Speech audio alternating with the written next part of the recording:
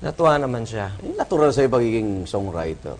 O, nung unang napakinggan to, Naiyak yung misis ko. Sabi niya, sa akin ba talaga yan? Sabi nga na. Siyempre. Oh. Siyempre naman. Actually, lahat ng mga songs dito, mm. alay ko sa asawa ko. Yung ibang kanta dyan, yung Habang Buhay, yung I Love You, yung I Love You. Nga pala, Aldab daw yun. Yes. Oo.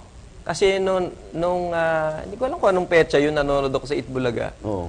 Yung nagkakagulo yung mga tao dahil magkikita na sila. Oo nga. Umakyat ng ligaw.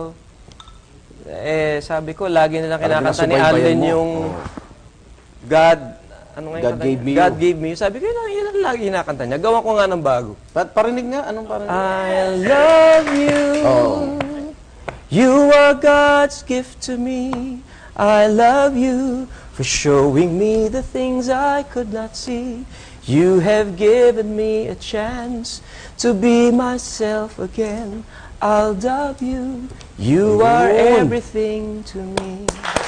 Wow! Actually, bihira ako gumawa ng English dahil ako'y Batanggenyo at laging Tagalog ang ginagawa ko. Pero sabi ko, parang bagay kay Alden. I'll love you, I love Yung you. English. Okay, ah. Corny, di ba? Hindi! Okay ba? Alam mo, pag nagmamahal ka, Yun corny ka eh. Yun, tama. Totoo Corny yun. is good.